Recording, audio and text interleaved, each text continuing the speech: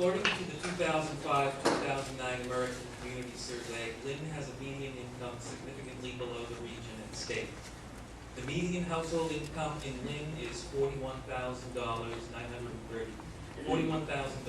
compared to $64,000 for Essex County and $64,000 for Massachusetts.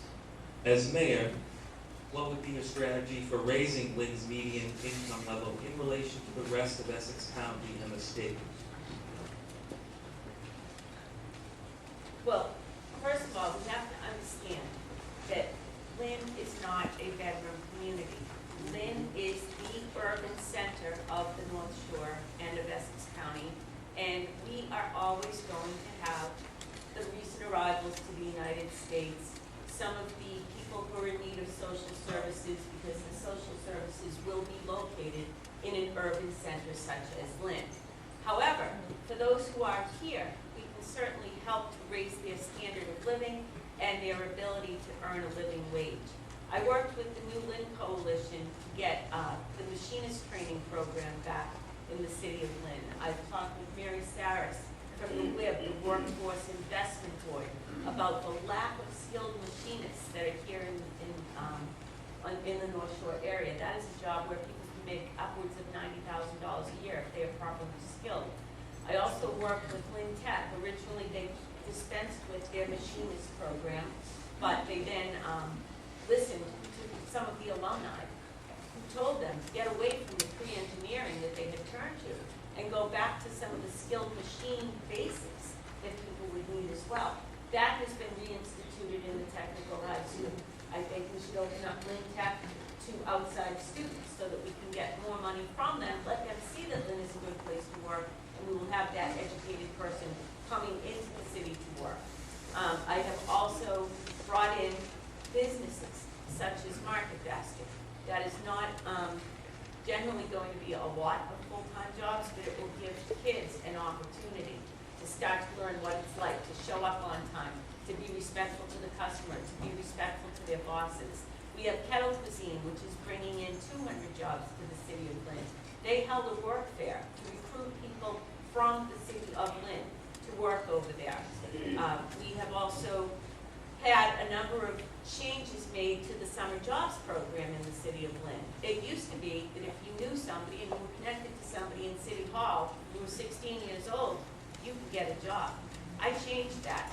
Now we do it by lottery, so that every student who wants to come in and have a summer job, their name goes on to an index card. We do this in room 302 of City Hall, where anybody from the public can see the index cards with the names on them. They go into the canister that we use to pick ballot positions, and that's how children are chosen for the summer jobs now. It gives them the opportunity to see what it's like to earn a living. And I think when we start kids out young and have them be responsible and have them feel how good it is to get a paycheck, we're helping the city as a whole grow and thrive. And thank you for that.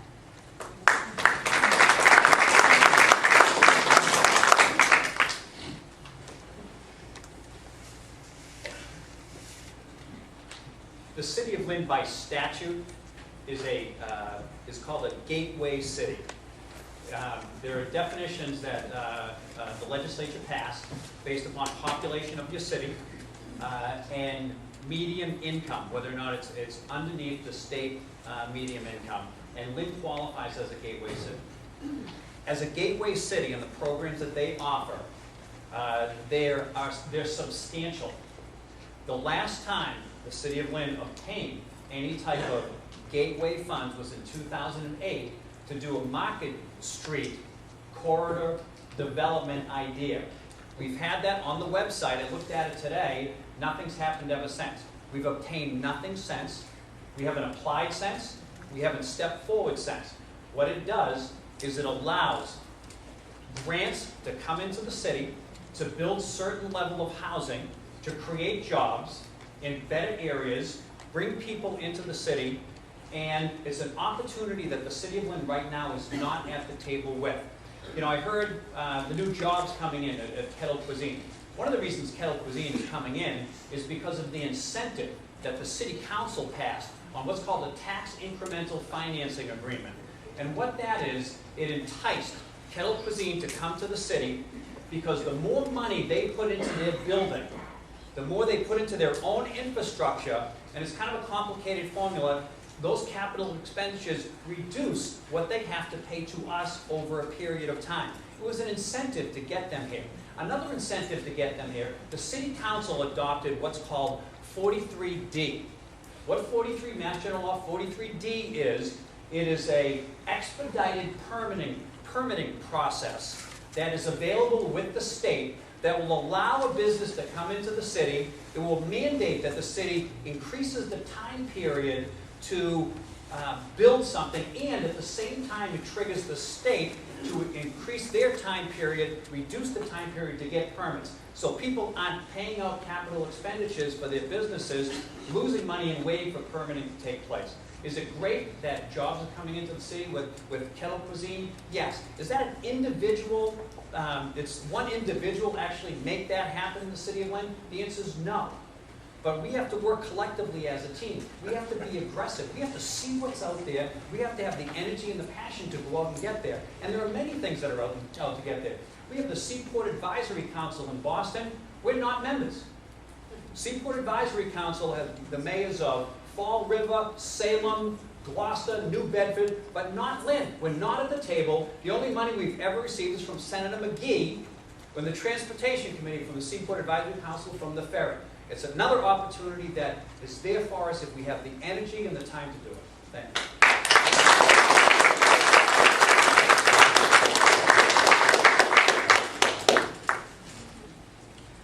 What Councilor Phelan says is correct about a TIF. TIFs have to originate and be approved by the Lynn City Council.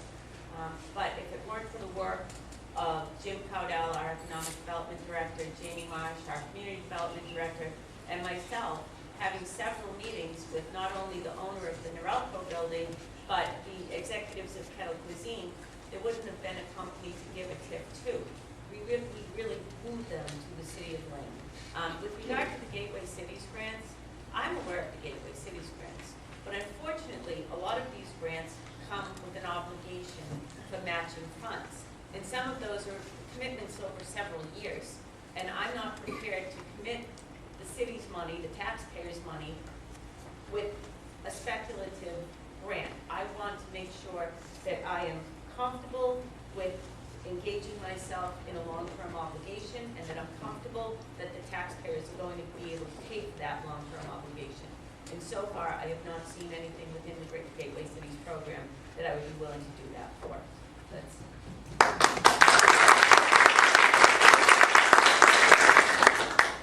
Once again, I want to remind people to hold their applause. Please respect our rules. Okay? Go ahead.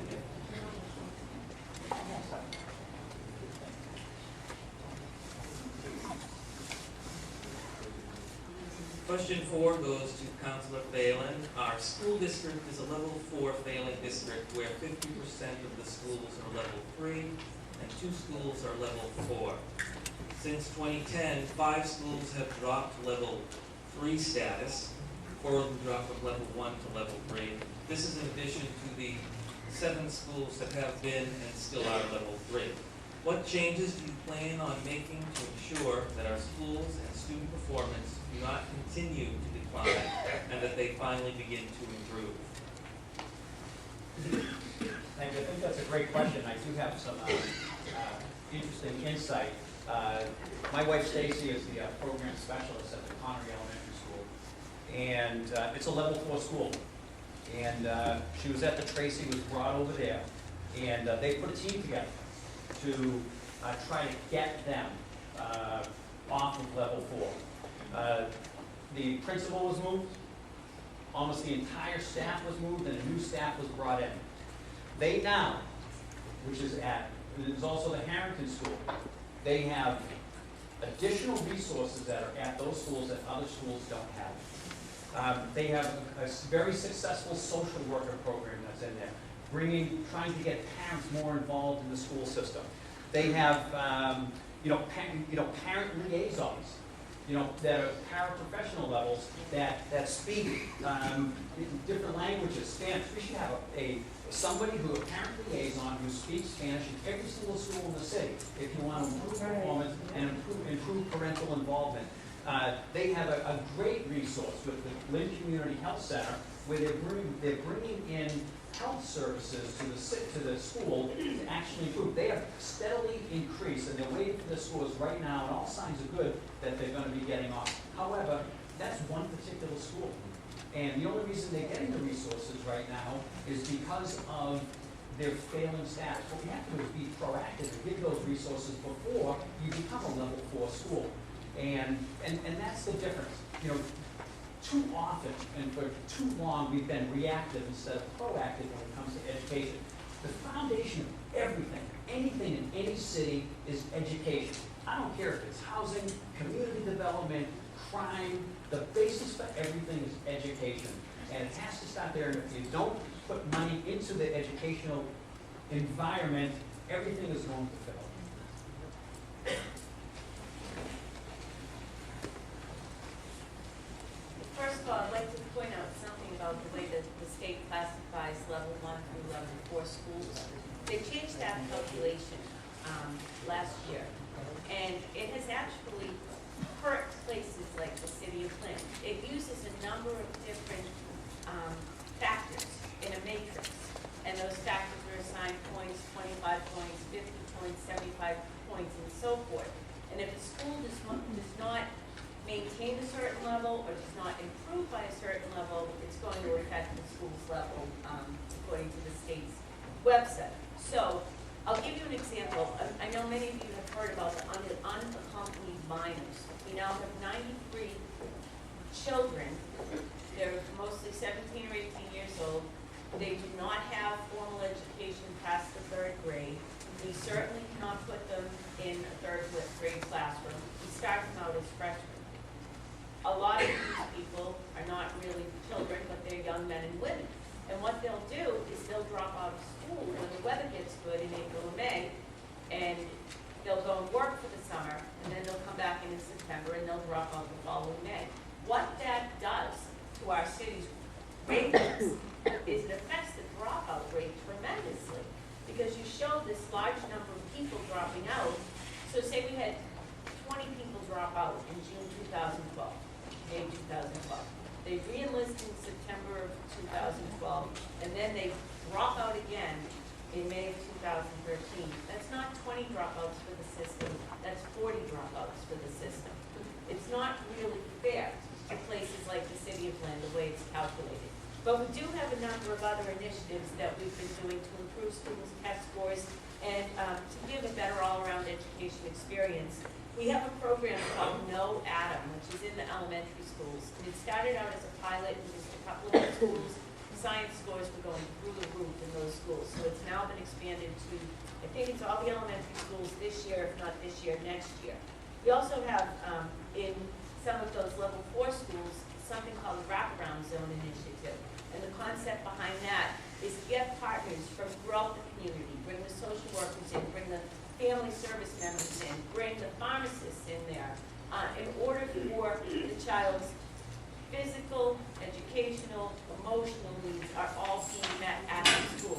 It's a lot to put on the school, but it also shows in healthier children. It shows in more attentive parents, and that can only help to improve the schools. And another initiative that I'd like you all to be aware of is that School Committee Gallo has suggested that we put some renewed emphasis on our gifted and talented programs. As you may know, we had Project Summit for about 30 years. The school committee is looking to expand those programs to include more gifted and talented children. Thank you. I'm not an expert, but I don't think that 20 people dropping out of school would make an entire school system a level 4 school system. Regardless of where those children may or may not come from, they're entitled to an education. And that's what America was built on. And we can't turn our back on those people. We have to actually open the doors and allow them in. When I was on the school committee, we instituted, and it was my initiative, what was called the Hartwood Institute Ethics Curriculum Pilot Program. And what it was at the elementary school level that across the city, that students would read Caldecott award-winning books as part of the curriculum that taught ethics, character, and integrity. It was very successful during that time period that we were here. I think we have to get back to that type of thinking to try to bring people in. The other thing that I would like to see increased is we always talk about the students, we always talk about the funding, but what about our teachers? Where's the professional development? We do have certain levels of professional development and things are going great, but is that scrutinized? Should that be expanded? Should we do an audit or analysis of that to make sure that we're getting the most from our teachers? What I hear all the time are the teachers are so straight out that they need an additional prep period so they have time to prepare for their classes. It's like going to work not prepared doesn't make sense to me. So what we have to do is we have to look at everything all-encompassing from the inside out and get back to basics. Thank you.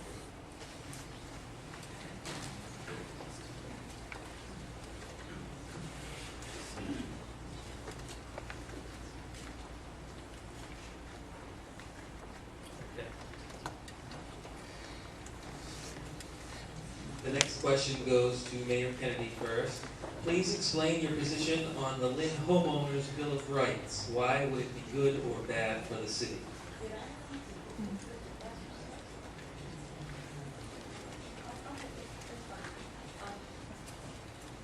Well, as many of you know, the Homeowners Bill of Rights became a hot topic of conversation several months back. And what it proposed to do was to have lenders in Lynn who had homeowners that were facing foreclosure be compelled to attend mediation sessions face-to-face unless that was waived mutually by the parties in order to avert foreclosures. That may have been a good idea years ago. As of this past spring, we only had 10 foreclosure situations that were still pending in the city of Lynn. And in fact, I just heard a news report that the foreclosures in Massachusetts are down to the lowest level since they began tracking it in 2006. So I don't really think it's necessary, but even so, I vetoed that. And I'm glad I vetoed it. I don't think it's the city's position to be creating a layer of bureaucracy, in effect, that banks have to follow to do business here in the city of Lynn. And if every city and town in Massachusetts were to pass their own version of this, we would have 351 different sets of rules for the banks, the lenders to follow. I think it discourages the lenders from lending to people in the city of Lynn. And I'll tell you too, there were protesters outside my window when I vetoed the Homeowners Bill of Rights. And 3 of them gave their names to the newspapers. Well, I went to SalemDeeds.com so I could look up their housing history to see what had happened. These people, two out of the 3, I'm not sure about the third one, they would buy a house with no money down. Several months later, they would go and refinance the house for its increased value amount, full amount, pull the equity out of the house. Based on the pictures I could see, I don't think they were putting it into improving the house. Then they would refinance again until the housing bubble burst and the home values plummeted and they were stuck with $400,000 worth of debt on a house that was now worth $290,000. I don't think the Homeowners Bill of Rights is going to save people. I think financial education is going to save people. You don't buy a car if you don't know how to drive, and you don't buy a house if you think you're going to use it as an ATM. It doesn't work that way. And we do have programs in the city of Lynn. We have first-time home buyer programs that are offered by Housing Authority and Neighborhood Development. As I said, United Way was offering financial education to people who wanted to know how to better balance their finances and their income. And we have also had some savings programs where people who are in public housing are able to put aside a bit of their rent each month until they get a down payment for a home. That's the way to go, not to burden things.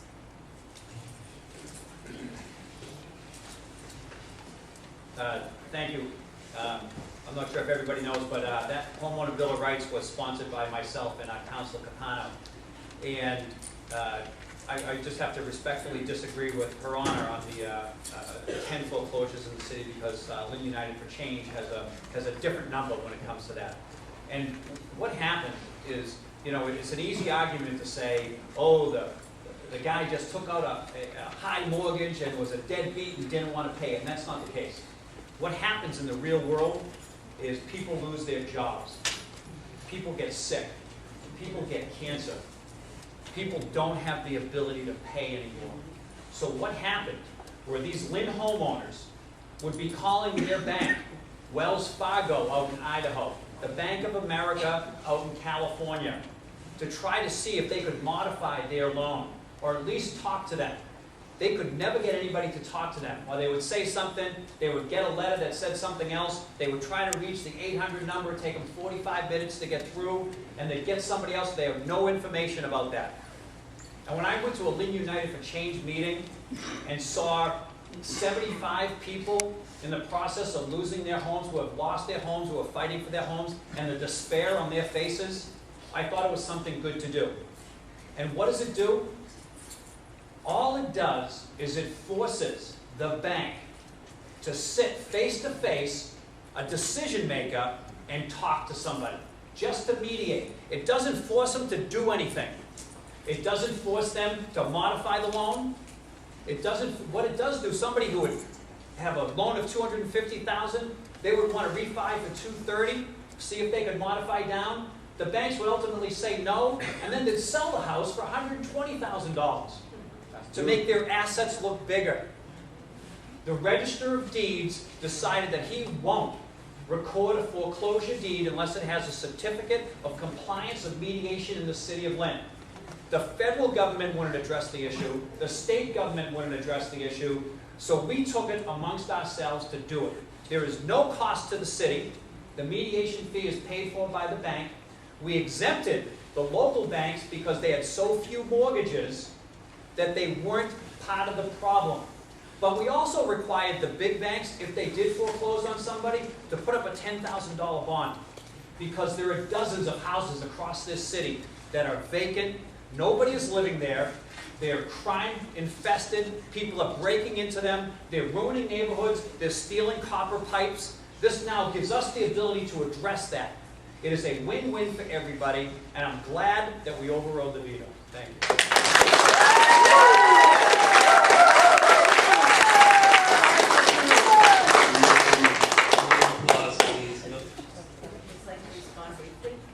The American Arbitration Association decided that it was not going to get involved in these mediations. They saw potential disaster in these mediations. And I wonder, when that $1,500 bank fee is charged, who ends up paying for it ultimately? Because the bank, once they foreclose, can assess fees and costs to the homeowner as an additional part of their debt. Secondly, it is untrue that nobody was doing anything about this. The Massachusetts State Legislature enacted a session law in 2012 that required a committee of 13 people to come together. They were members of the Mass Banking Commission. There were real estate people. There were banking people. There were mortgage originators. There were legislators who were brought together to discuss exactly these types of remedies. So it was not a question of waiting for the federal government to do something or waiting for the state government to do something. The state government is doing something. And I think it was really premature for the city of Lynn to jump in and try to impose their will on a group of people that have to do business throughout the state and throughout the country. And just one last thing. When somebody signs on the dotted line, they're entering into a valid contract. I just don't think it's right for a government agency to insert itself into what is a valid contract between two people who are legally valid to enter into that contract.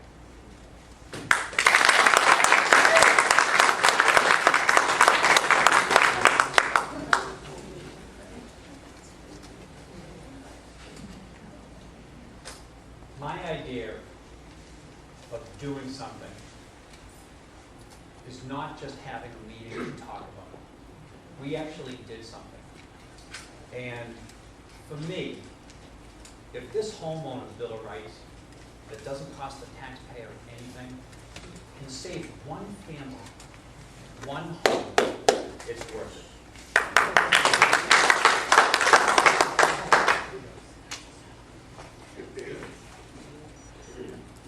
Okay, we'll go on to the next question. Councilman Phelan will answer this one first. Referring to the regionalization of emergency dispatch call centers, Lynn Police Association President William Sharp wrote, "The development of Lynn as a regional partner truly does call into question the efficacy of an anachronistic policy that restricts rather than expands the diversity of persons and skills that will be needed to meet the new demands placed on the city. How successful has the residency requirement been at doing what it was designed to do? How would you handle its enforcement or conversely its dismantling?" I'll go with the short version. How successful has the residency requirement been in doing what it was designed to do? How would you handle its enforcement or conversely its dismantling? You know, I'm a firm believer in the law, and in the past, the Lynn City Charter said residency is a requirement for city employees. There were a lot of issues that arose with inequitable enforcement. Some appear to be valid. The Lynn Police Association took it to court, and they won. And what they won was the ability to collectively bargain that issue with the mayor. The mayor collectively bargained that issue, and now after 10 years, if you live in the city, you live, whether it's police department, if you live there 10 consecutive years while you're an employee, you have the legal right to move out. That's the law of the land right now, and I support that as the law of the land. When the law was different, I supported that law. You know, and the second part of the question, how would you handle its enforcement or conversely its dismantling? You know, there is the Residency Compliance Commission that's in place. They're supposed to, you know, maintain oversight that somebody doesn't move out early or other employees. But, you know, residency, when I first, somebody would come to me years ago, you know, and say, you know, I'm going to be a police officer, I'm trying to do it. And I said, well, you know, the residency, everybody would like it. And then a few years later, people would want to move up. And the issue was always about, do we let it? Is it residency, is it enforced, or is it not enforced? And I think we're asking the wrong question. And the question to me about residency now is why? Why do they want to move up? Why don't they want to move in? You know, why is residency such a big issue if we're trying to develop our city? That's the question that we need to ask. Why do we have to force them to stay in the first place? Shouldn't they want to stay? And until we ask that question, then we're not going to move forward as a city. Or answer that question, we're not going to move forward as a city. Thank you.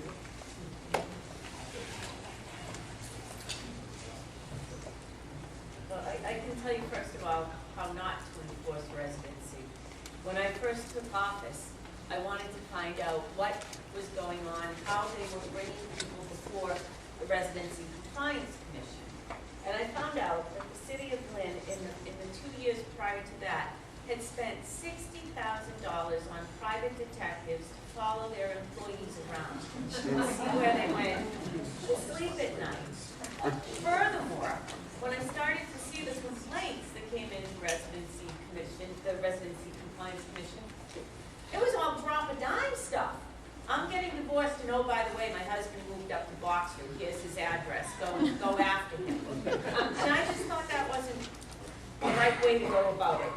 Furthermore, again, I've said I don't like government being involved in a lot of things that it doesn't belong in. And we had a discussion about that just now with the homeowner's Bill of Rights. I think if people entering a contract, government stays out of that. The same thing with residency. I don't think anybody should be told by the government where to live. If they're doing a good job for the city, and if the government is able to pay for them, they should be able to go home wherever they want to go home to. As long as they live, the statutory requirement in Massachusetts is 15 miles as the crow flies, so that people can get here in the event of a huge emergency where we needed to bring all personnel in. And as far as why people wouldn't want to live in the city, most people do. There have been very few people who have gone. Some of them went to their parents' home outside of the city. That was their reason for leaving. There have been a number of reasons why people have left, but only very few have left. But I can tell you, speaking to a number of police officers, they want to bring their kids to the park. And they go to the park and there's some thug that they had just arrested the week before. Or they're going grocery shopping and somebody's following them up and down the aisles because they recognize them. There are some people who would prefer not to be living in the city where they are enforcing the law. And I think that's entirely understandable. So for whatever reasons people have, I do agree with Councilor Phelan. We want to make this city a place where people want to stay. And I can tell you from the number of police officers and firefighters that I've spoken to since they've been granted this limited exemption from residency, most of them aren't going anywhere. And that's a good thing, but at least they have the choice now and it's not government imposing its will on them.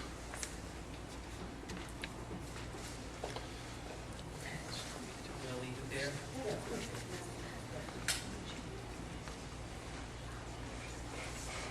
The next question will go to Mayor Kennedy first. Why are so many properties like 99 Chatham allowed to fester for so long? And what would you do to dramatically decrease the time it takes to address these blights on the neighborhood?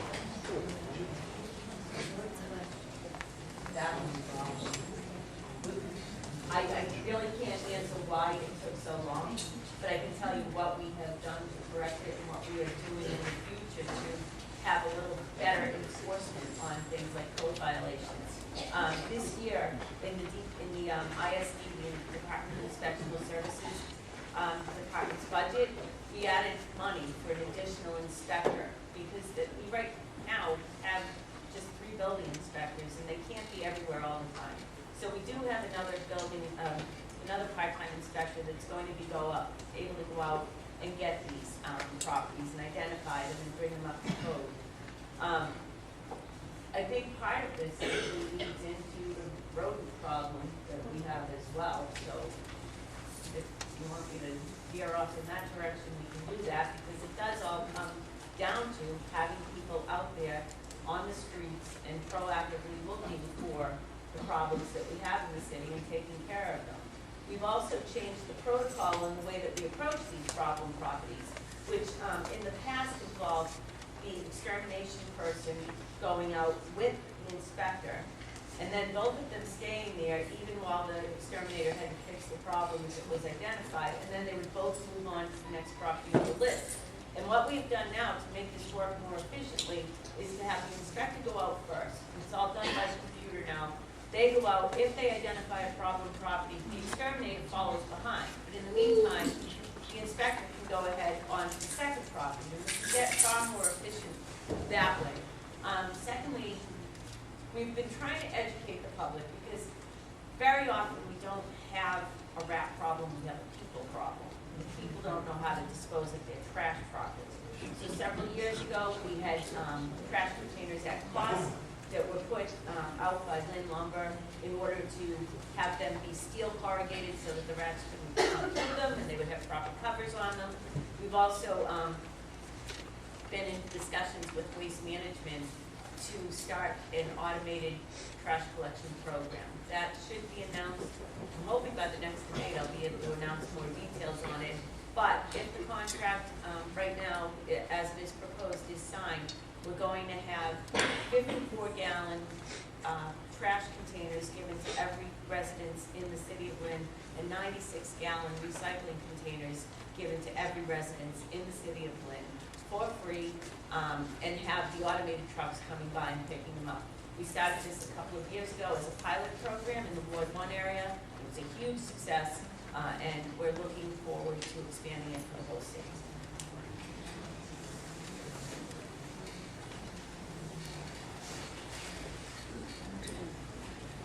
Thank you. One of the problems that we see on the city council, a lot of ward councilors, is that a lot of the houses are rented and they have absentee landlords. And the landlords only care about collecting their paycheck. They get their paycheck, they live out of town, they don't care what their tenants do or don't do on their property. So we as a city council have done a number of different things to try to address the problems. The first thing we do is we realize we will constantly call the health department. And they will go out there with the limited resources they have and they fine. And we don't get anything from the fines. So what the council does is actually we vote and we have a public hearing to demolish the house. It's the only time that we ever get the owner to actually respond and come to us because there's a public hearing, because if they don't do it, we're going to tear down their house. We find that we have to hit them in the pocketbook. It's the only way to get their attention. And we've been successful in doing that. We've also adopted Mass General Law 40U.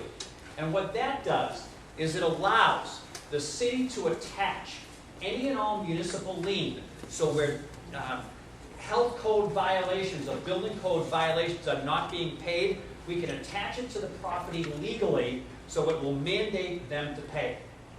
Now when it comes to waste management, I have a different idea. You know, I know that the city council, the chairman of the ordinance committee is really interested in the waste management contract and what is or isn't happening. The last time we heard, there was a cost going to be associated with delivering of those barrels. What I think we should do, because that's a tough thing for waste management to come up with, I think we need to expand our regionalization in that particular area so we negotiate that contract that's going to expire in 2014 with a city like Salem so that we can reduce our costs and we can hold waste management accountable to provide these barrels. It's when you start on a service like that, when you start expanding, the costs are going to naturally reduce. And what happens is you pay by the tonnage and what type of tonnage that they take at the Resco plant. And if it's recycling or other type of garbage, the last time we did this, we were able to, years ago, we were able to include condominium trash pickup on 6 units and under that never happened in the past by expanding the service and reducing the cost at the same time. And I think we need to be creative, start thinking out of the box, because that's the direction that we need to go. I'll just give you a little more information on the proposed contract. Right now, there would be a $350,000 signing bonus to the city of Lynn for signing.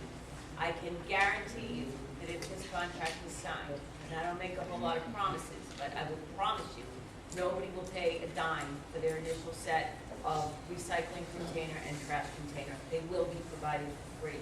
And secondly, with this new contract proposal, our cost will go down in the first year. Furthermore, the tonnage tipping fee that we pay to the incinerator plant will be reduced from $74.50 where it is right now to $66. I've already approved it. It is now being reviewed by the law department, and once it's approved, we'll have the contract signed. We'll be able to launch this program. They need about 6 to 8 months to educate people on how the automated system works and so forth, but by the spring of 2014, we'll be seeing automated trash pickup in the city of Lynn.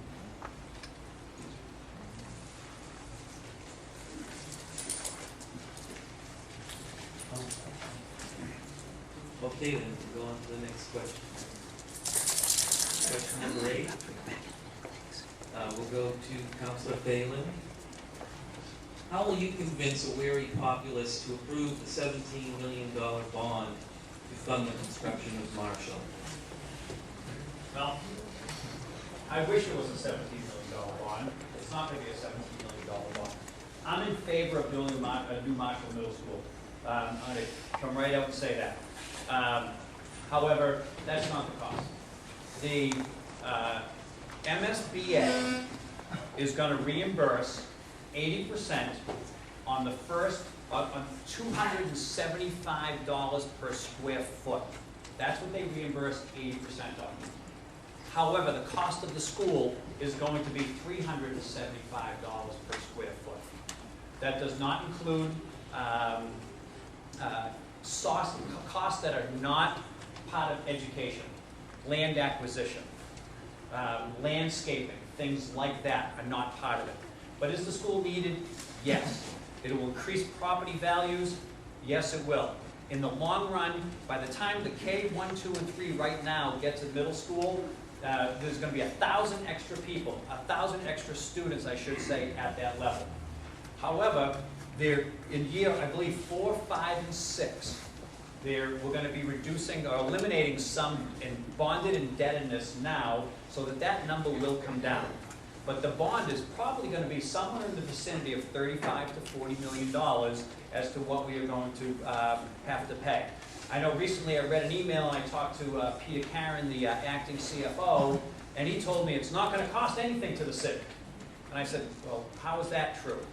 And he said, how it works actually is you can't expand, you just can't raise taxes over Proposition 2.5. You just can't do it. So what happens is we acquire that debt, and that debt comes out of the same pool of resources that we have, so it really comes from someplace else. You have to reduce what that number is someplace else.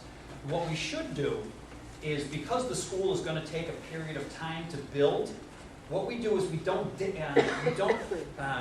bond it all at the same time. We incrementally bond it.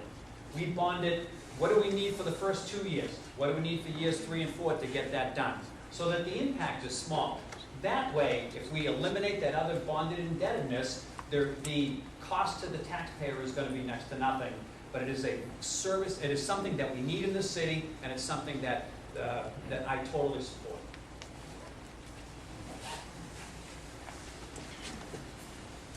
I think the best way to convince the voters and the taxpayers that we need a new Marshall Middle School is to offer tours in the Marshall Middle School. If any of you have seen the inside of it, it is a very, very tired building. And in fact, the item a couple of weeks ago ran some very telling pictures. And if people aren't willing to invest in their schools, as Councilor Phelan has indicated, our schools are a very important indicator of what we are like as a community. And this building is just falling apart. The second reason why I believe it's vitally important that the voters approve this is we're going to need a middle school anyway. We're either going to pay 20% or we're going to pay 100%. But we have to build a school. Thirdly, Marshall's approval is a prerequisite for Pickering's approval. Pickering is also in the MSBA pipeline right now, and without getting Marshall fixed first, the MSBA, the Mass School Building Authority, will not advance the Pickering Middle School. So even if you don't live in Ward 3, there is a reason for you to be voting in favor of the Marshall Plan. I don't need to be getting into history there, but you will benefit by having the Pickering project advanced. Just another thing, the 275 square foot reimbursement amount is correct. We are limited. However, our construction costs are not $375 a square foot.